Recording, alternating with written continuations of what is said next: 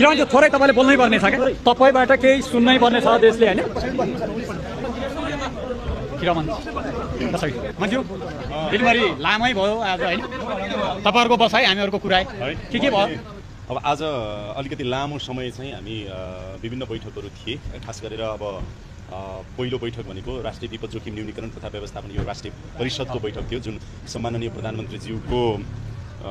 प्रधानमन्त्रीज्यूको अध्यक्षतामा बस्यो। त्यो बैठकले महत्त्वपूर्ण निर्णयहरू गरेको छ, त्यो यहाँहरूलाई जानकारी नै भएको छ। खास गरेर अब अहिले मेची राजमार्ग चाहिँ एक हप्ताभित्रमा अहिले तत्काल अस्थायी रूपमा भए पनि सञ्चालन गर्ने, त्यस्तै गरेर बिपी राजमार्ग पनि 2-3 दिनभित्रमा सञ्चालन गर्ने त्यो खालको तयारी भइरहेको छ। र अहिले जुन रूपमा चाहिँ अब अहिलेसम्मको पछिल्लो तथ्याङ्क अनुसार 52 जना व्यक्तिहरूको निधन भयो यो बाढी पहिरो डुबान कटानमा, र त्यस्तै गरेर चाहिँ अब बेपत्ता 5 जना भएको अवस्था छ भने 47-48 जना चाहिँ अहिले पनि घाइते अवस्थामा रहनु भएको छ। र सुरक्षाकर्मी तथा स्वयंसेवकबाट 4000 भन्दा बढी मानिसहरूको चाहिँ घाइतेहरूको चाहिँ उद्धार गरिएको छ, मानिसहरूको उद्धार गरिएको छ। 18 जनालाई चाहिँ हेलिकप्टरबाट चाहिँ उद्धार गरिएको छ सुत्केरी सहित। र यो समग्र प्रक्रियामा सुरक्षाकर्मी मात्रै करिब 27,000 सुरक्षाकर्मी चाहिँ परिचालन भएको अवस्था छ। र अहिले क्षतिको कुरा गर्ने हो भनेदेखि चाहिँ पूर्वाधारमा ठुलो क्षति पुगेको अवस्था छ। खास गरेर सडकमा ठुलो क्षति भएको छ, पुलमा ठुलो क्षति भएको छ, अनि त्यस पछाडि जलविद्युतका आयोजनाहरू चाहिँ क्षति भएको छ। निर्माणाधीन जलविद्युत नै झन्डै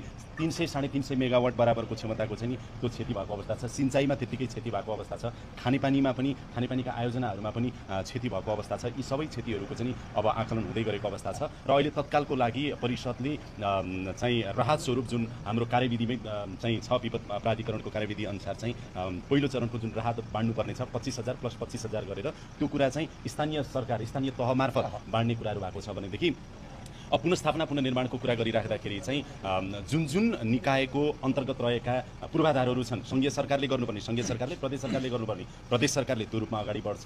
र अर्को कुरा चाहिँ नि के छ भनेदेखि व्यक्तिगत आवासहरूको पुनर्निर्माण चाहिँ प्रदेश मार्फत गर्ने र थपघट सङ्घीय सरकारले सहयोग गर्ने कति गर्ने, स्थानीयले कति गर्ने, तर प्रदेशमा त चाहिँ जुन व्यक्तिगत आवासहरूको पुनर्निर्माण अगाडि बढाउने भन्ने लगायतको निर्णय भएको छ। र समग्रमा यो विपद जोखिम न्यूनीकरण तथा व्यवस्थापनको पाटोबाट यसपाला बाढी पहिरो डुबान कटानको सन्दर्भमा जे जति हामीले पूर्व तयारी गर्न सक्यौँ, खोजी गर्न सक्यौँ, उद्धारसम्म आउन सक्यौँ, यसमा चाहिँ सम्पूर्ण नेपालीहरू, मिडिया जगत, विभिन्न अब सुरक्षा निकाय, सरकारका, राज्यका सबै संयन्त्र, निजी क्षेत्र सबैबाट महत्त्वपूर्ण सहयोग भएको कारणले गर्दाखेरि ऐतिहासिक रूपमा हामीले पूर्व तयारी, खोजी, उद्धार चाहिँ राम्रोसँग गर्न सकेको भन्ने जुन तपाईँहरूबाट आएको छ, यसमा सबैको सहयोग र मिडियाको पनि त्यत्तिकै ठुलो सहयोग रहेकोले यहाँहरू सबैलाई धन्यवाद दिने निर्णय समेत आजको परिषद बैठकले गरेको छ।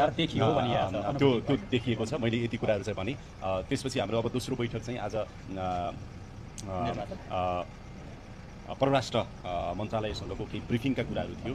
ओभरअल परराष्ट्र मन्त्रालयले के कसरी काम गरिरहेको छ भन्ने जुन आन्तरिक कुराहरू थियो, सम्माननीय प्रधानमन्त्रीज्यूको साथमा हामीले पनि त्यही खालको चाहिँ परराष्ट्र मन्त्रालयको एउटा सामान्य अहिले के गरिरहेछ, कसो गरिरहेछ भन्ने कुराहरूमा भयो भने तेस्रो अर्को बैठक चाहिँ हामीले निर्वाचन आयोगसँग गरेका छौँ। र खास गरेर फागुन 21 गते हुने चुनावको सन्दर्भमा चाहिँ निर्वाचन आयोग र सरकार अनि यो निर्वाचनसँग जोडिएका सबै सरकारवालाहरू बिचमा चाहिँ गहन किसिमको छलफल भएको छ। र यो छलफलको चाहिँ निष्कर्ष के निस्केको छ भने फागुन 21 गते जसरी पनि निर्वाचन गर्ने र त्यही अनुसारको कार्यतालिका निर्वाचन आयोगले पनि सार्वजनिक गरिसकेको छ। कार्यतालिका पछ्याउँदै ती सबै कार्यतालिकाहरूलाई निर्वाचन आयोगले अगाडि बढाउने छ। र त्यो अनुसार सरकारले जुन स्रोत, साधन, जनशक्ति अथवा सुरक्षाको वातावरण मिलाउनु पर्ने हो, त्यो वातावरण चाहिँ सरकारको तर्फबाट पनि सम्पूर्ण रूपमा मिलाउने र बाँकी रहेको जति पनि स्टेक होल्डरहरू आजको बैठकमा सहभागी हुनुभयो, जस्तो सुकै परिस्थितिमा पनि सहज रूपमा हामीले चाहिँ सबै राजनीतिक दलहरूले चुनावमा भाग लिन सक्ने वातावरण र साथमा चाहिँ मताधिकार राख्ने सबै जनताले